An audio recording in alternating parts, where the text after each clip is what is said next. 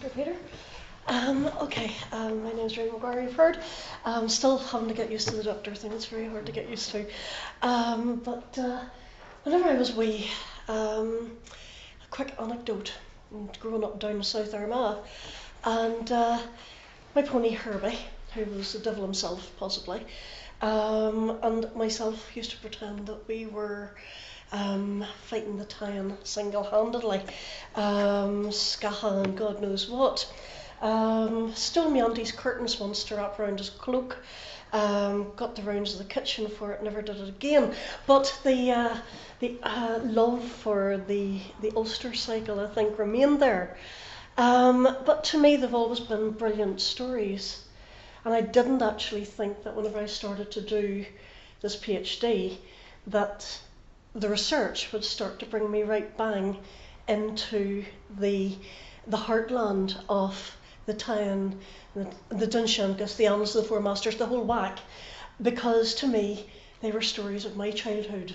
Obviously in South Armagh, you're in a particularly fine place to be looking over most of the scenes. The late great Valerie Hall, my undergraduate, had said to me, whatever I did, choose wisely with garden research and do something that you know something about. So for me it was either going to be dogs or horses. At undergraduate I took the Irish Mouthpiece and we got a lot of answers on that score. Jim Mallory I think liked what I'd done, and as a result of it ended up getting a PhD out of it. This PhD was not I would make the pun that it wasn't a stable thing I thought I was going into. It turned out to be actually quite a roller coaster with influences coming in, basically Europe-wide. The journey took me from places such as Schleswig-Holstein up into the north of England and brought me bang into my arch nemesis of the Romans. And I hope you'll enjoy it. But what's here are very much all papers that are published or else about to be published. That's pretty much where we are. So, to start off with, this story is a horsey true detective story.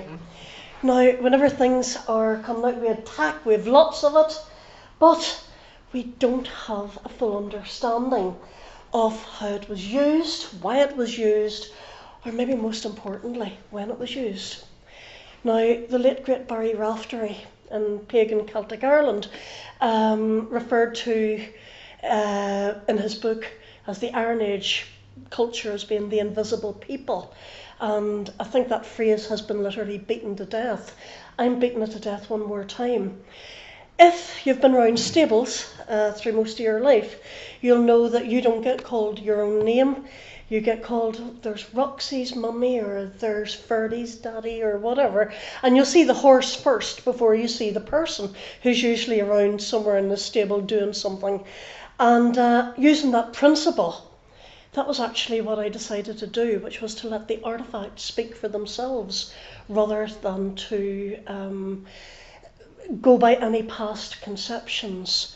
Looking at a lot of stuff from undergraduate, I'd realised that I could answer some questions as to the function, especially of the infamous Y-piece, but there were other questions that we needed the answer, and that really started the PhD really rolling. The task really was to use the equipment, the artifacts, as a whole holistic study, to actually try and bring, okay, they are the elite, we know this, the beauty of the equipment, we know that these were not things that the average person was using, but at least if it could bring some of the Iron Age, the invisible people, into focus, then maybe the rest can start to fall into place after that. So their transport, of course, was the horse, if we were to actually go out today, if God forbid, there was a nuclear strike on our next in line, the roaches in 25,000 years, or how many million years it takes for evolution to come along, were to actually find our equipment, they'd be able to come to some conclusions about which were prestige cars and which were cycles and all the rest of it. And it's exactly the same with riding equipment.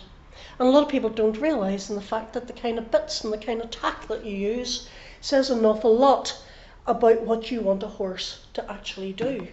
So we're going to actually focus on a lot of that today, and you'll see exactly where this came from. So, Gorgon, and talking about the Dorsey. Mr. Gorgon was a keeper down in the National Museum of Ireland back in the turn of the 20th century. And he said on the upper cam piece, the bridle bit may have belonged to a chariot of Queen Maeve of Connaught's army. So he was very confident about that, and he placed it dated between 300 BC and AD 1. Now, it's awful hard to follow that kind of paradigm because where he was saying Queen Maeve and the same sort of dreams of the time as perhaps small children have when they read it for the first, I wasn't quite as confident about the dates. I went into some museums, and for example the lovely North Down one, it's in grounds in Bangor Castle, and they had pieces of tack that were found locally, and they had it labelled Late Bronze Age. And you went other places and they were saying Early Iron Age, but they were going by a British Iron Age chronology and not what we have. And the problem is we haven't really had a chronology as such. It's been very sketchy, everything's been sort of a bit wobbly.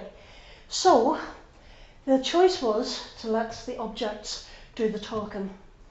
To look at use wear, how the objects were fitting, because how things have repetitive stress and repetitive wear is going to tell you an awful lot about how it uses. And we're in a really lucky position, unlike swords, where people don't usually have swords these days walking about, but we would have to actually do experimental archaeology to see the kind of wear that you would expect.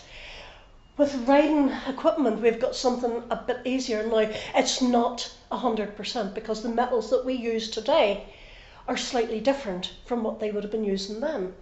So there has to be that amount of squishiness.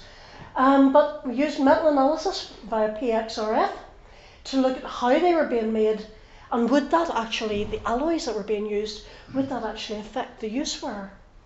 And GIS. What kind of contexts they were being found in, and morphology and design. And because I've grown up around horses for most of my life, there was a lot of stable yard know-how within it. So, in short, from Mr. Gorgon, I actually just discovered while I was looking to put images in this that Cuchulainn actually was one of the guardians of the galaxy in the 1970s. I didn't know this, and I'm a Marvel fan. So it's a bit less Cuchulainn the Irish Wolf Hound. It's a bit less this wonderful dramatic with that's the shield, the Battersea Shield, I think. Very dramatic, but it's not quite like that. The Iron Age that we're getting coming through might be a wee bit more like that. And the fact it's not so much a Celtic twilight, there's very little elves involved, but an elite who are maybe closer to heavies, gangsters, profiteers, those actually wanting to defend their territory. So it's a very relatable past that's coming through, and it's all about identity. So, as we move on. As I mentioned, most of the problems that have existed in the past has been connected with actually nailing down a chronology for the Irish Iron Age.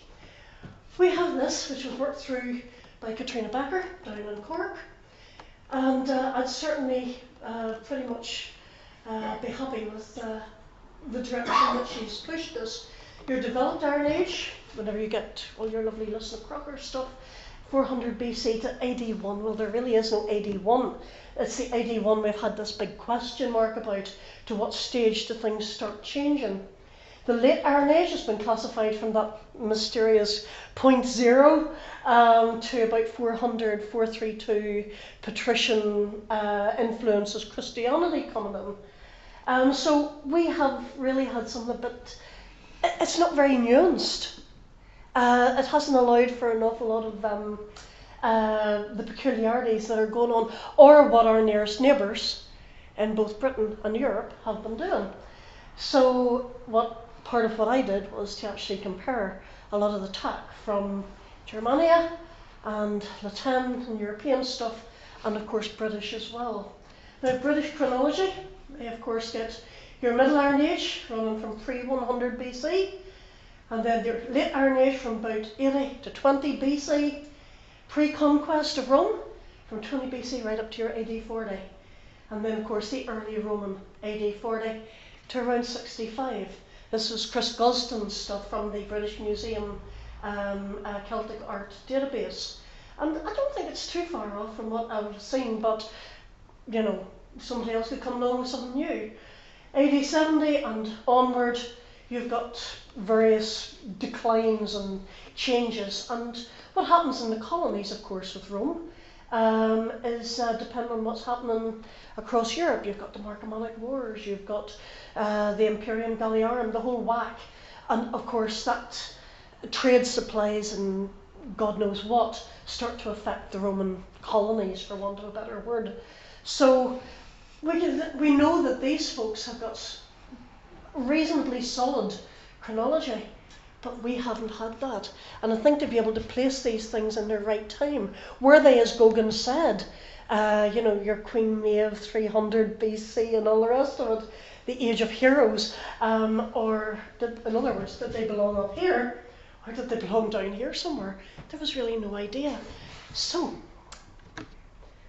there are no known tack specimens from the Irish Developed Iron Age or the Late Bronze Age.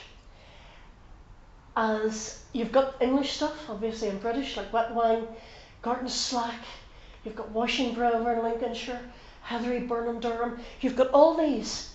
And of course you've got Newbridge up in Scotland, where these images are from. And you've got your basic jointed snaffle, which you'll still see around today. They're very basic, and they fit quite small ponies of about 11 hands high. They've done a lovely reconstruction of it in the National Museum of Scotland.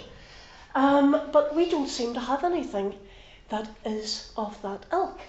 We've never had a chariot burial, we've never had a cart burial. There's one wee bit out in Aughinish, but it's of a type, this type, that could be early or it could be late. We just have no idea. So therefore, whenever you go from having nothing, and we know horses, by the way, are here. We do know that because some of the radiocarbon dates that I'd gained from horse bones at Plachta, the Hill of Ward, are about 400 or 500 BC. So we know that there's horses here, but we don't know whether they are friends or food, quite simply. And at a ritual site like that, they could be either at the end of the day, or maybe a bit of both. But there's no sign. If there's tack, it's very possible that it's organic, and therefore it's not surviving. That has to be left wide open. And the first person says, Rena, I think we've got something here. Believe me, I'll be on the first bus or train down to them. So basically finding the very sophisticated Irish stuff is the equivalent of if you went into a field that had produced something with bicycle chains, of suddenly finding Ferrari parts. And you have no idea what on earth has influenced this to happen.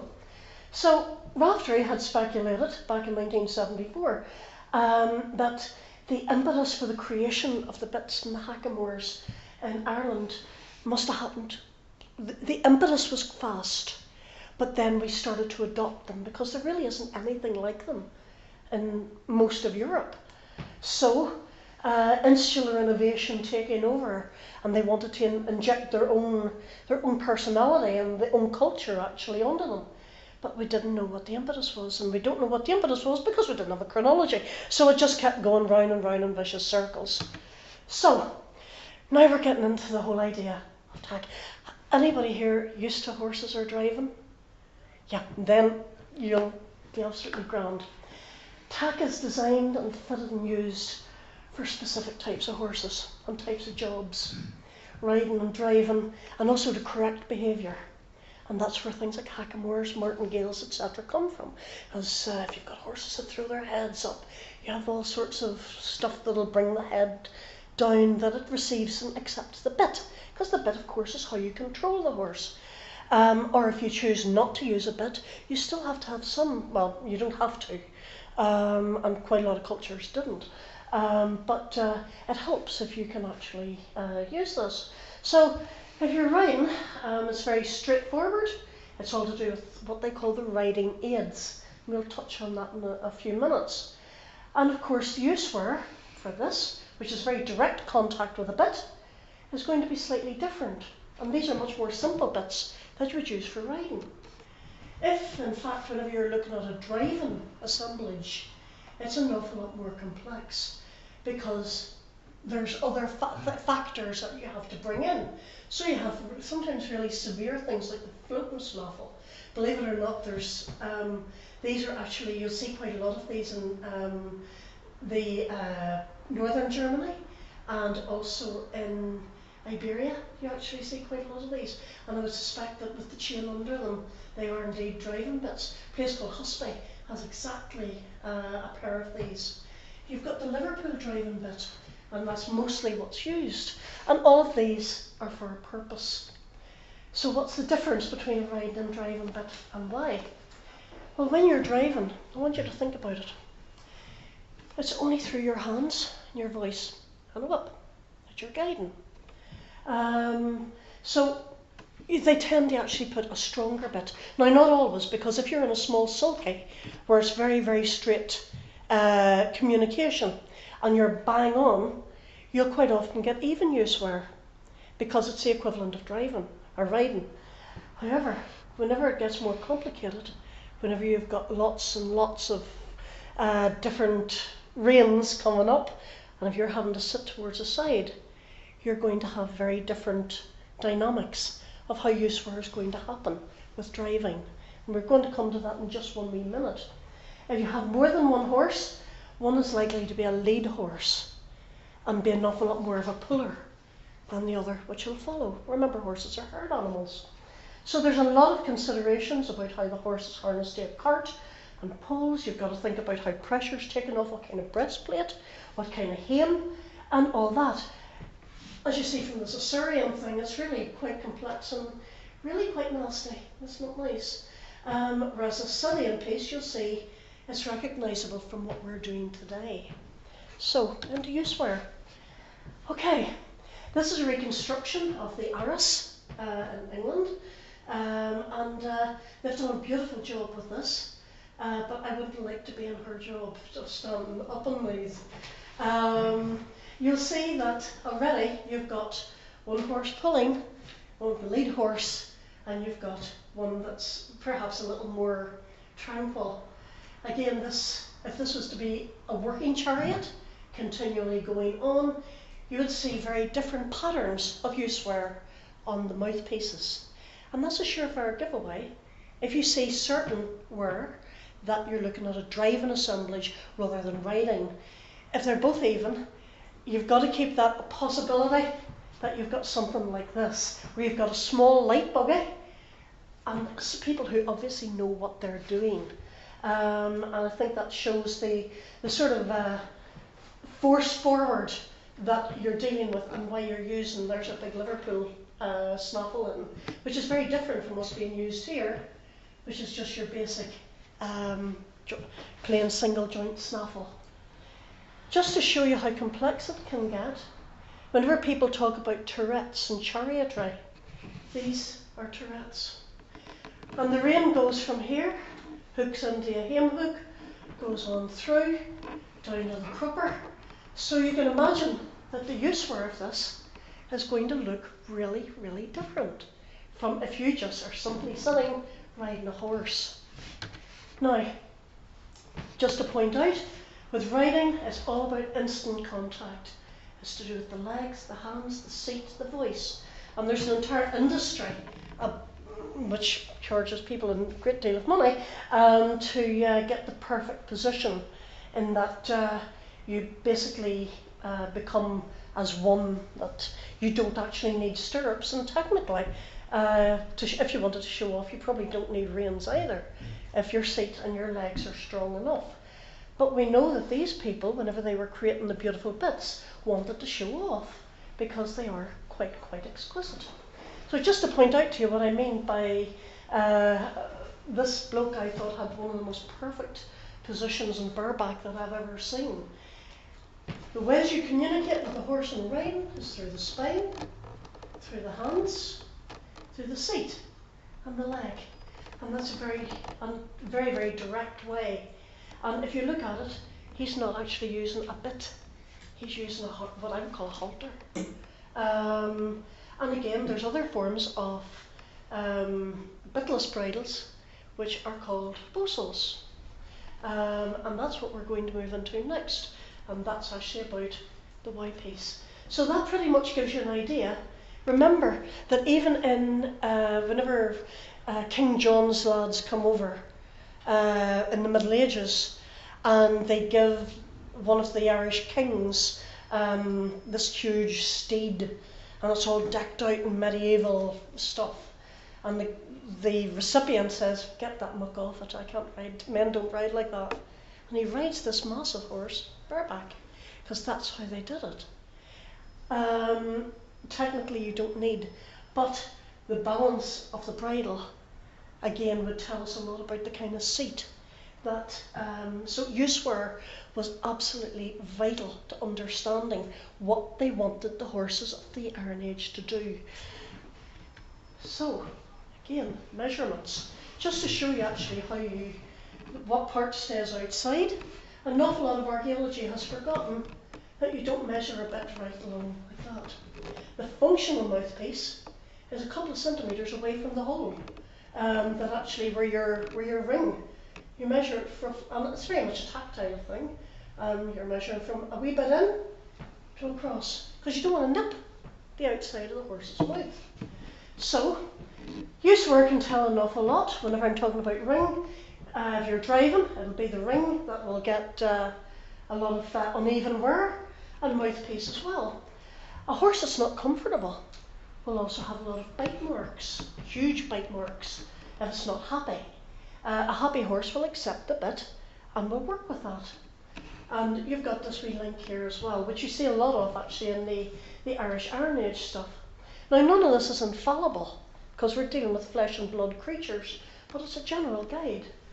So, the places that were looked at were the rings, the pressure, and the stop studs, either side here, because they're what we would call nowadays egg butt snaffles. They don't move all the way around, they're more like this.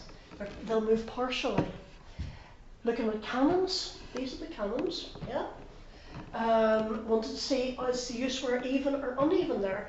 Because if anybody watched, God forbid, but I mean I caught a lot of it on social media, Harry and Meghan's wedding, there were two carriage horses, and one misbehaved incredibly badly. Now to me it looked as if it was a very, very uncomfortable horse.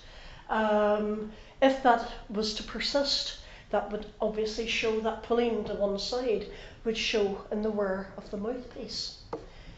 And also repairs. These things are being used for quite a long time. So by doing this, we can build a picture of riding or driving and how it all fitted together and what kind of society would this actually show. Now, onto the actual stuff. There's 5 types of bits. I went very much with Hayworth and Rafteries, because if it ain't broken, don't fix it. Added a couple of things to it, but certainly it's one of the most stalwart classification systems, and it doesn't need any messing about with. Your type A is very simple. That's your limb carried back. Whenever I talk about stop studs, these are the things I'm talking about that stop the bit moving right round. Then you've got a B, which starts to get this funny lumpy bit on it. Then you've got the C, which are very, very narrow. And then you've got the D, which develops these even further and starts to arch. You can see this one here. And then you've got the type E, which is incredibly dramatic, with this bulbousness, and you can see it here.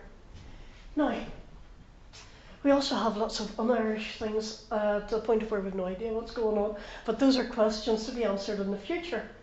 So, there are certain amounts of blurriness between the categories, but this is pretty much where they are. So what were the results? There are no curb bits, unlike Europe. There are no chains, unlike Europe. I'd mentioned about Husby there, which is a much earlier thing where you had the floating snaffle.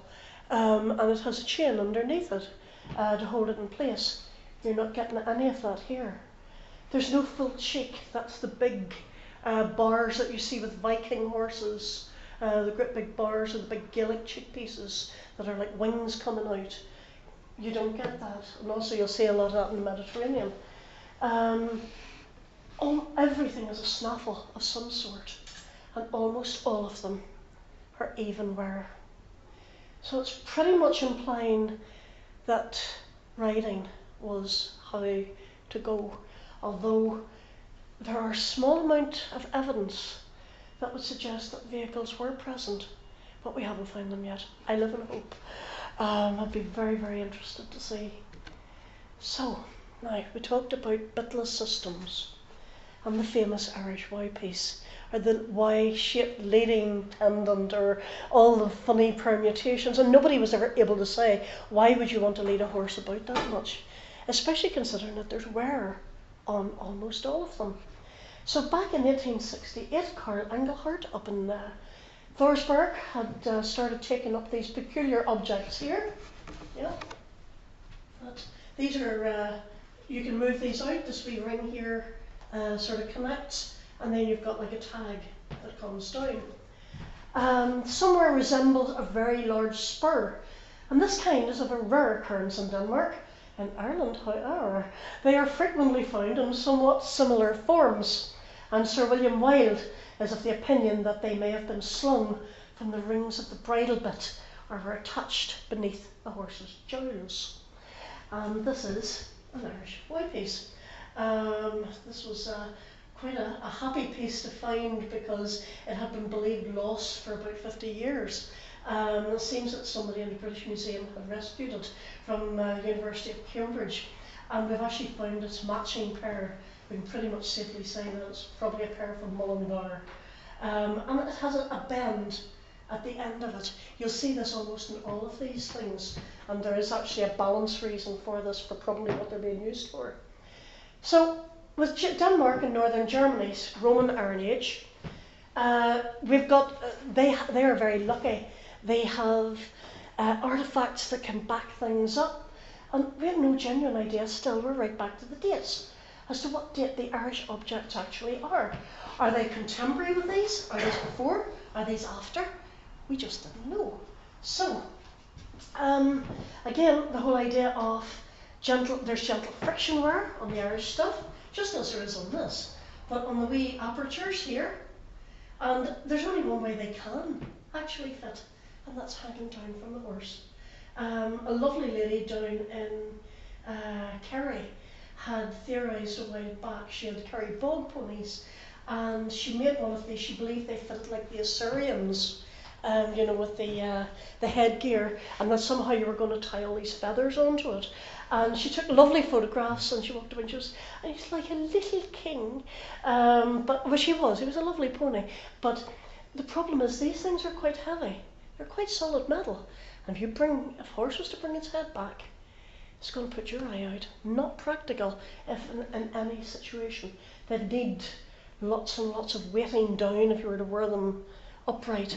Whereas from the bottom, that's pretty much the direction that the use wear starts to show. So how do they fit? Okay, you'll see here, round, and then I've taken a wee bit of fanciness here just to show tassel or something coming from it, and then attaching. Going by the use wear bits, we're probably looking at something quite Romanesque in that nature. And I was trying to find something suitable, and then there's a video has went viral at the minute of this Greek donkey, and lo and behold, it's wearing something very close to what in fact this cross between martingale and bosal actually would be, and you can see it here. It's not using a bit either, but it's coming down. Then you've got this Y shape tethering itself down here, and then you've got connecting then to a neck. And that's, again, the reason for that is that something doesn't throw its head up or decide to suddenly put its head down.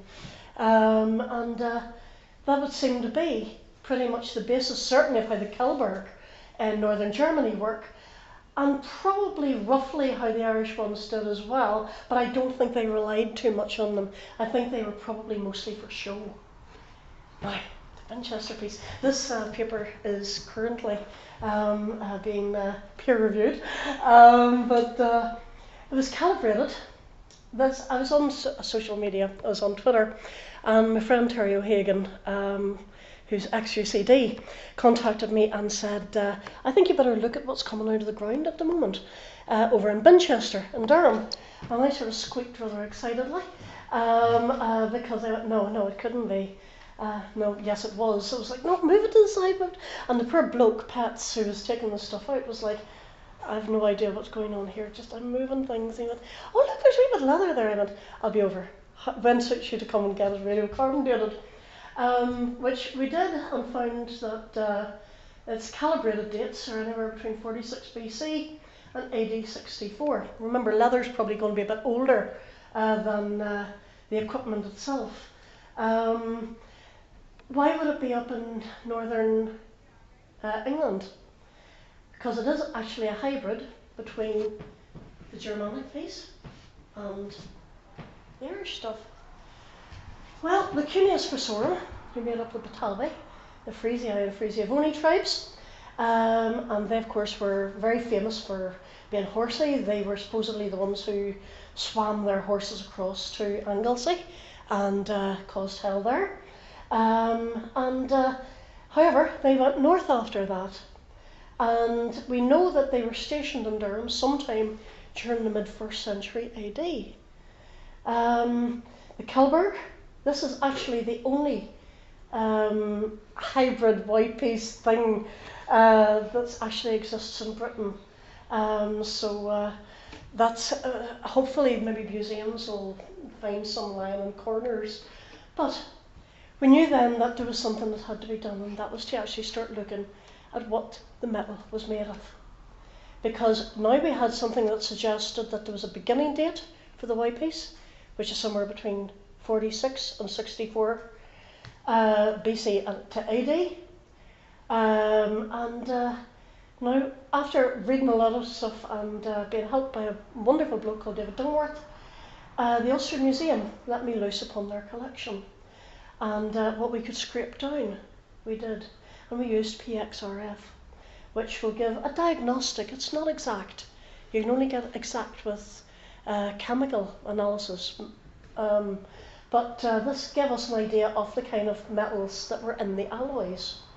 And the results varied from tin bronze, which was expected, to leaded bronze, still expected, and then gunmetal and brass. And that was really the point where we realised that there was in fact a date, and we could now say that this in fact was a technological horizon. This in fact was of Roman period, because the introduction of zinc and brass and gunmetal only really filters over with rum. And the thing is, the production has always been there. There's sites down in the Republic of Ireland where there's been crucibles and God knows what, actually with brass making. Coming to actually around the same dates of 60, 70 AD, but nobody's paid them any attention.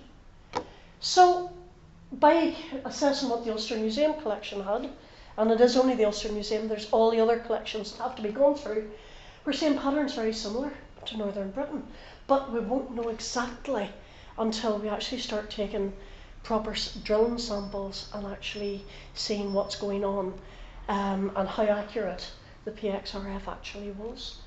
All I can say is zinc is in there. And there's some wild and wacky ones as well, which there's big question marks at too. So there's a huge amount of work that still lies with this. But this chronology works very well with finds at Dromana, with the coins which are dealing with from about 70, 80 AD in Lyari's most recent, well not most recent, previous early recent book. And it starts to make it look a bit like Nuts Corner Market for the late Iron Age. So we're seeing Roman influences, but not many Romans. I know that probably disappoints some people, but so we're seeing writing coming through 1st to 2nd century AD, seems to be the chronology of this tack. because the bits in the Y pieces are showing the same sort of mixture of metals coming through. Measured the size of the mouthpieces and applied good old-fashioned tack shot guide to them to try and get an idea of the sizes of animals. And there's all sorts of sizes of animals, from little ones to really decent sized large cobs and larger. So it's quite obvious that there's something coming over, maybe this way or this way. There's imports, there's new breeds or types being introduced and obviously being exchanged for something. I don't know what that something is. So there's other stuff as well. Recently this paper was published, and there's some very new stuff coming through that's starting to link patterns again, that's used almost exclusively on Irish tack, actually with the Veil of the White Horse in Gloucestershire. That's actually something that's being worked on at the moment.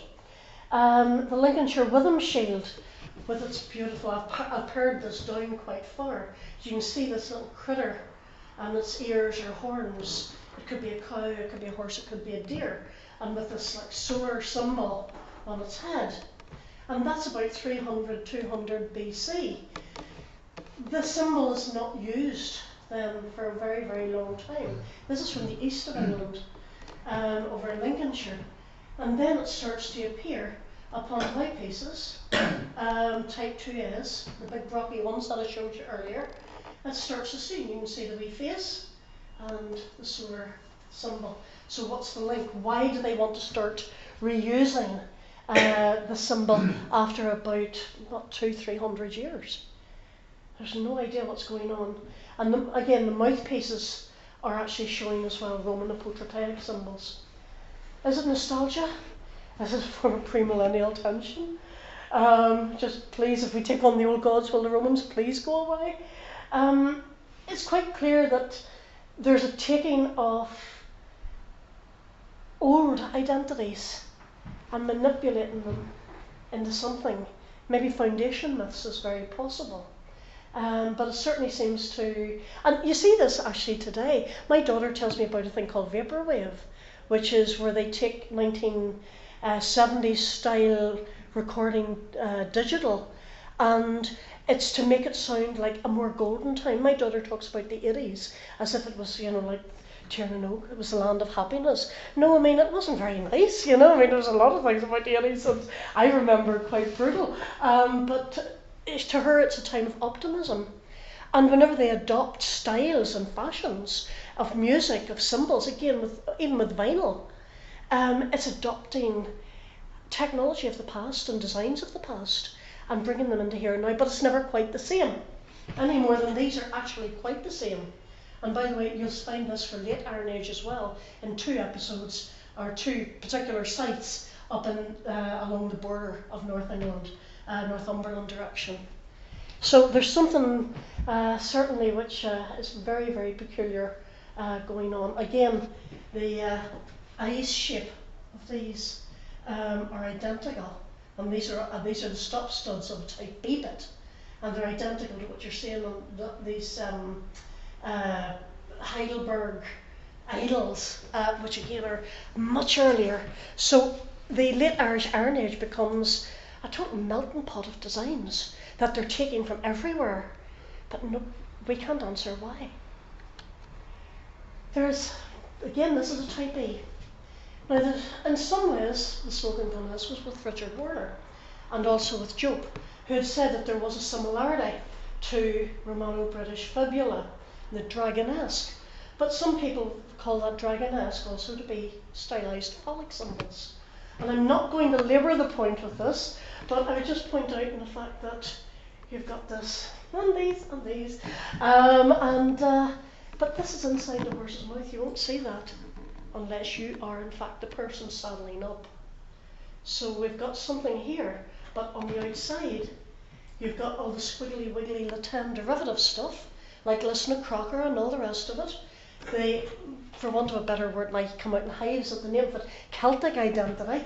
You can see it, just like the other thing with the design of the Witham shield permutated.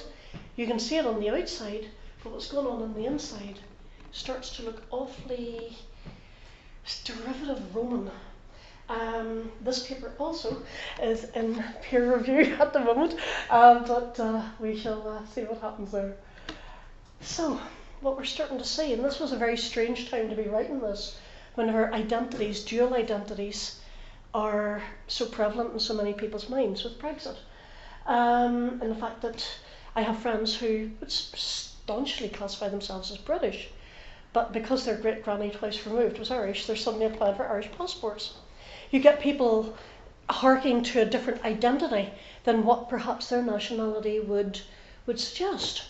Even I would have to say that I would think of myself as European, first and foremost, because it gave me something that wasn't a victim Northern Ireland troubles that was loaded with all that negativity. And to say that you were Northern Irish and part of Europe was to create, in many ways, a manufactured identity. So is this actually what's going on? We've got non-Indigenous symbols and suggesting social stresses, perhaps. We've got the introduction of new ideas and beliefs generally, maybe they aren't accepted. Is it a boys' own club? A funny handshake, only done with horse pits. I really don't know. Is it a fear to express your affiliations openly? Again, I put up this picture from Rome with the ichthys. It wouldn't be the first time that a symbol actually carries a meaning of a secret fraternity or secret religion, or that you don't want anybody else to know about. Again, we just have to think regarding symbols, think of the Red Hand of Ulster, which was espoused by both P and RC because it's about territorialism. It's about the claiming of land, this drastic gesture of chopping your hand off and saying, that over there is mine. And so it was actually taken by both IRA and UVF. That symbol still carries potency. My dark rosaline, the Roisin Du, all of this actually still, those symbols are still alive and well, and they're all pretty old. In our culture, these things are about the same longevity. We don't know what they're actually getting at. So the individuals no longer have a generally understood identity, but very much one of their own construction. Now, the Annals of the Four Masters and Tacitus tell about a refugee Irish noble Agricola thought he could use to invade Ireland. Now, Tacitus never finishes the story, but the medieval texts certainly tell of a period of civil war in Ireland, and the ruling class are deposed, and presumably a number of children are born or grow up. Whenever it states, for example, that Tuathail Chacmair's mother goes back to her father in Alba, well, any children there would be growing up as Romano-British children, and they would see the parades of Batavia and all the rest of it. And again, if it's Northern England, which of course is where the whole Tacitus thing happens, along the border of Scotland. So people are seeing influences and maybe want them some of that whenever they do come back.